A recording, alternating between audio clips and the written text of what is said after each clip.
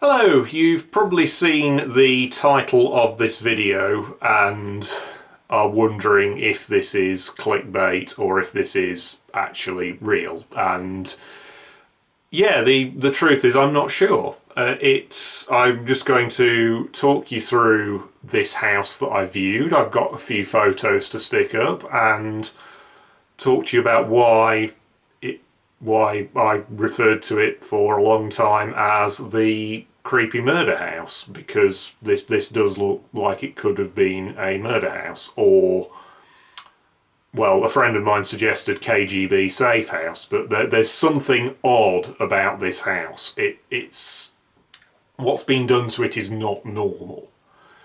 It's had modifications done that have obviously been designed to keep what was happening inside the house very private from what was going on outside.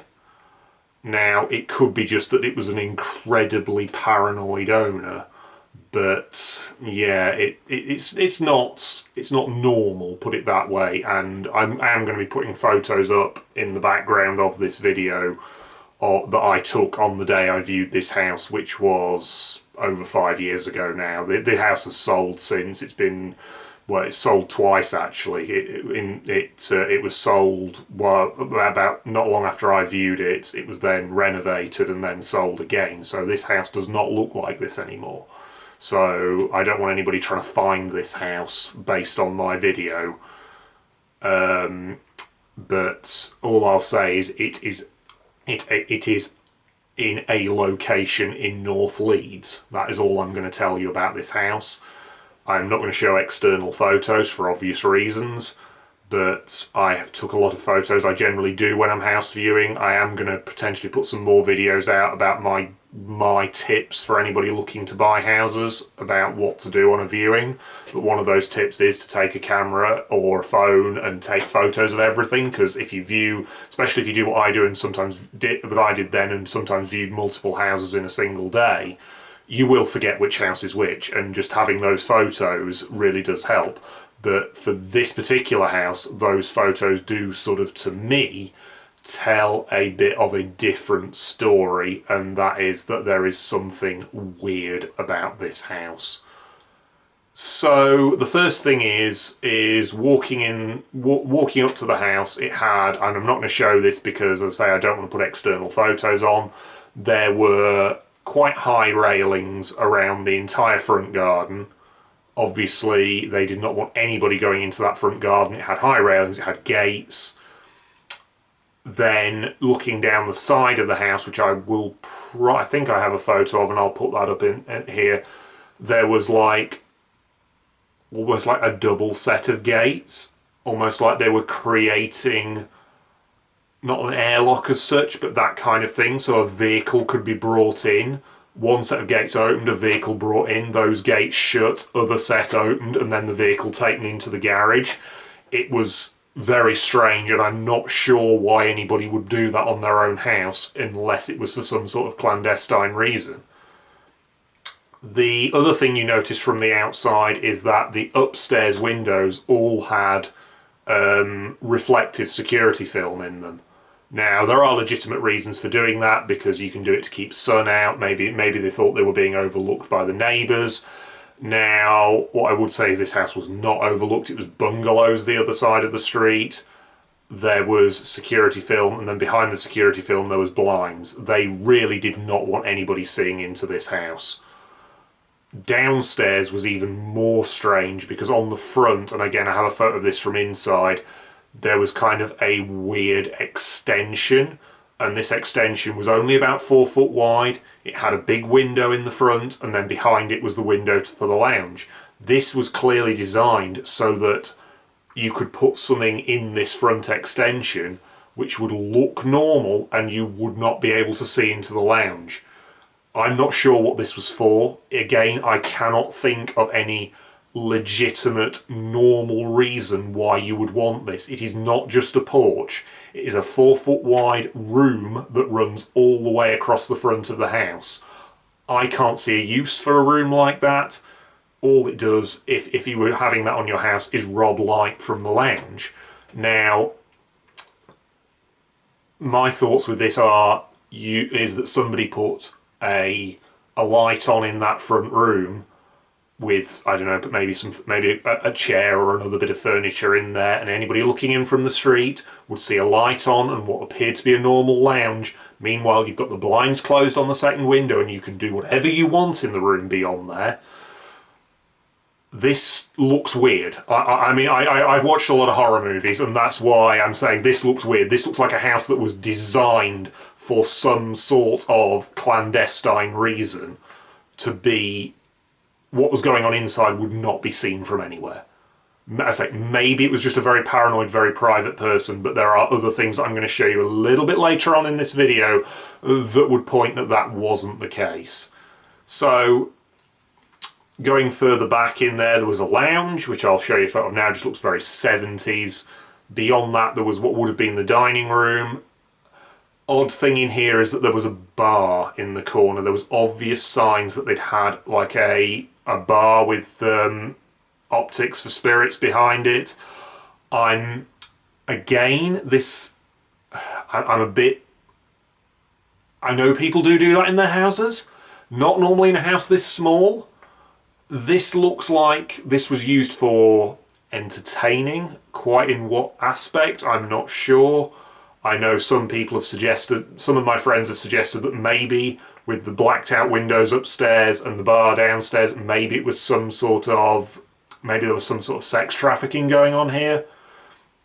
I don't know. There was something not normal happening in this house. So you've got that room. Then beyond that, there's a kitchen, which, apart from looking very dated, there isn't really anything wrong with it. Then you go out the back door and you are confronted with this, which I will show you, which is a completely concreted over backyard. There is no garden at the back of this house. It is a concrete yard. And the fact that this has been designed like this, and then there's a little gate at the back which leads to a little alleyway. That gate was all locked up when I viewed. I just sort of stuck my head over the top and saw that there was like this little alleyway between trees that led through to another road. That to me strikes as escape route. Police are at the front door. You can escape out the back through the little alleyway into the next street. It just doesn't sit right. But then you've got, obviously they were very concerned about security. They put these spikes on top of the fences. Looks a bit odd because the spikes look like they've been recovered from somewhere else, because they're like Victorian railing spikes, which on a 70s house seems very strange. Now, then there was the garage, which was set up a bit like a workshop.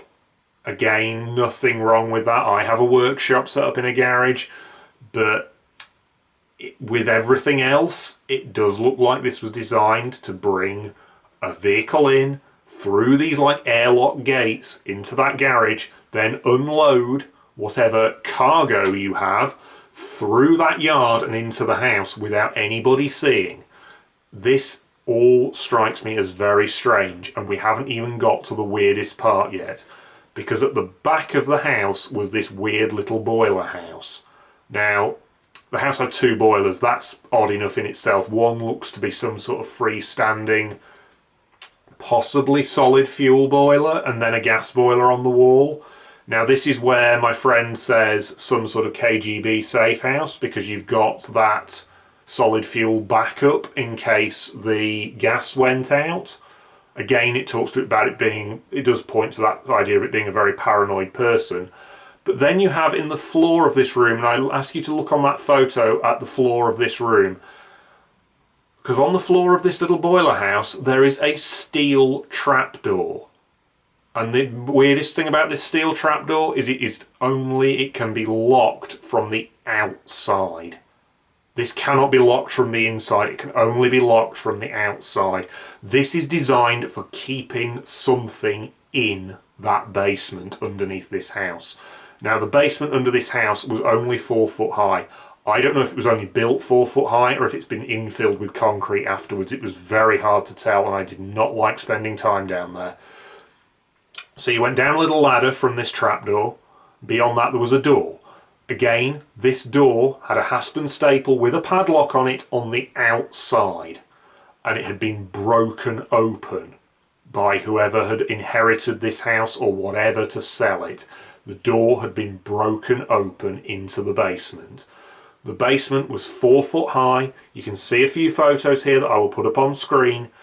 It didn't look particularly creepy. It looked like it was just being used for storage, but it was so weird with it having this trapdoor on the entrance. Because my initial thought was there was a craze at one point for when there was a bit of paranoia in the 70s, 60s, 70s, into the early 80s about nuclear war, people had little bunkers under their houses. A few people did it.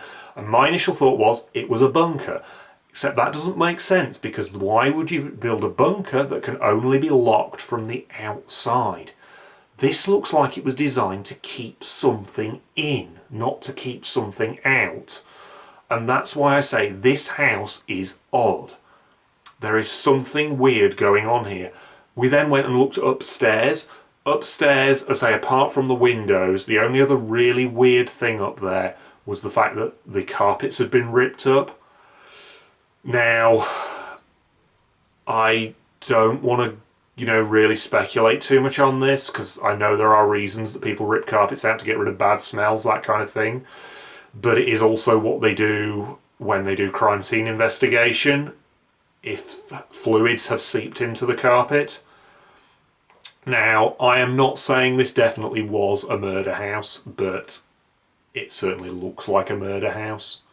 And there is, even if it wasn't, there was something very odd about this house. So this is my first video about house hunting and the perils of house hunting. And there will be more videos, because I did view some more strange houses, including one where the front room looked like they might have been filming pornography in it. But that's for a different day. This is the Creepy Murder House, and this has been Barcroft Laboratories, and I will hopefully see you all soon.